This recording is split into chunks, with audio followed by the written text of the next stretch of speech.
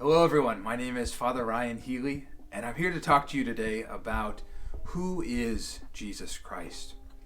In the Gospel of Matthew, in the 16th chapter, Jesus asks a very important question of his disciples. He says to them, "Who do people say that I am?" And the disciples, they come up with various answers. Some of them say, some of them say that you're John the Baptist. Some of them say that you're the second coming of Elijah. But it is Peter who says that statement that has echoed down through the ages. You are the Christ. You are the Messiah. You are the Son of God. And the question that Jesus asks of his disciples similarly echoes down to today. It is a question that each of us has to ask. And the way that we answer that question will determine the answer to the way that we answer many other questions in our life. Obviously, we have to confront many problems and arguments against our faith in our places of work, at school, among our friend groups, that people have similar questions about our faith, that we have to give rational arguments and a rational basis for who we believe Jesus Christ to be. Perhaps the first question that we have to address is some people don't even believe that Jesus Christ was real. But I think to believe that Jesus Christ wasn't real and this is all pure fiction and fantasy and just wishful thinking, it requires more faith to believe that than to believe that Jesus Christ exists and that he is the Son of God. To look at the historical data first, we can ask the question, do you believe that George Washington wasn't real? Do you believe that Julius Caesar wasn't actually the Roman emperor?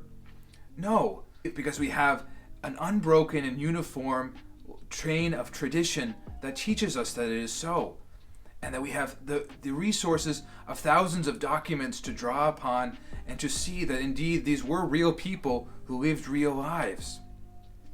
In the same way, the Gospels and so many, an overabundance of manuscripts exist from the very first days of Christianity that all affirm to us that Jesus Christ was indeed real, and that those first Christians believed that he was God. We even have the great benefit of non-Christian sources, non-Christian pagan historians, who give evidence to the existence of Christ and to his first followers. To hold and believe that Christianity is all based off of these mere myths is to ask the question then, who made it up? Would we say that Matthew, Mark, Luke, and John made up this whole story? The first Christians, the first disciples, were the ones who fabricated all of this? To believe that means to think that Matthew, Mark, Luke, and John, four separate people, created the greatest piece of science fiction that has ever existed. That they produced a greater work and story that was more believable thousands of years between Tolkien and Star Wars. And if Jesus Christ is real, then we have to answer the question, who is he? Because you can't have a neutral answer to this question. By looking at the data that we have from the Gospels, of the statements that Christ make that are recorded for us by the Gospel writers, we have to take a position on what Jesus meant by this. If Jesus Christ claims to be God, there are only two conclusions that we can come to about those statements. Either he was speaking the truth, or he was not speaking the truth.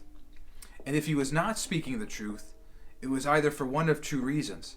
He either knew that he was not speaking the truth, or he didn't know and was mistaken that he was not speaking the truth. Either he was intentionally lying, or he mistakenly was saying something that he didn't actually believe to be true. And so therefore, we have these three options in front of us. One author summarized them succinctly as we can either believe that Jesus is the Lord, he is a liar, or he is a lunatic. These are the three answers that we can have to this question of who is Jesus Christ by looking at the data. Let's look at these two objections that many people in the modern world hold about Jesus Christ, that he's either a liar and a very bad man, or he's a lunatic. If Jesus was lying and telling this terrible lie about who he was and his very person, how is it that so many people throughout history can look to his teachings for inspiration and to look to how to imitate and to live their life by following the things that he said and the things that he taught? How could we see such moral goodness in so many other aspects of his life when he's lying about the most fundamental aspect of his life? If Jesus was not speaking the truth about being God, he was either intentionally lying about who he was, and therefore a very bad and corrupt and wicked man, or he was mistakenly not speaking the truth and was completely insane. Someone who today, if someone were to tell us, or one of our family members, that they're actually the creator of the world, we would have them committed to an insane asylum and have them locked away to be treated because they need help. But Jesus Christ fully affirms that he is God. By reading the Gospels and looking at the person of Jesus Christ from the Gospels, how can you read them and get a sense that this man is crazy and out of his mind? Many times if we were to meet someone who is mentally unstable in some way, or who has this belief about themselves that they are actually a different person, we become uncomfortable in their presence because we want to help this person, and we know that this person needs some kind of medical or psychological assistance. But everywhere we see in the gospel, people are drawn by Christ's wisdom, by his love, and his power to attract a crowd. People were so intrigued by him, by the person of Jesus. It would seem not to suggest that Jesus was this crazy person who made others uncomfortable.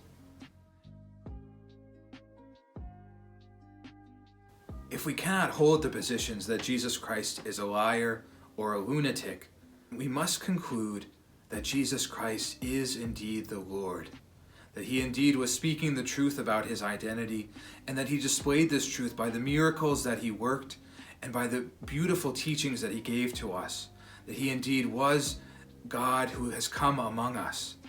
And he gave the final proof of who he was by his death and resurrection, that he indeed died on the cross, a physical death, was laid in the tomb, and rose again on the third day. If we are to conclude that Jesus Christ is indeed the Lord, this affects everything in our life. It means that Christianity is true, and that Jesus did indeed come among us as God, and that we can entrust our entire life and the lives of all those around us to the Lord, and that we must give him our obedience and our love because he is indeed God who has come to save us and to set us free. The same question that was asked to the apostles is asked to us today. Jesus asks us, "Who do you say that I am?" And each of us will have to grapple with what we find in the Gospels, the person of Christ, and we will have to give an answer to that question, an answer that we will then be able to share with those around us as an expression of our faith in God and our faith in Jesus Christ. The way that you answer that question can change everything. Indeed, how we answer that question will determine how we answer many other questions in our life. Make sure you get the answer right.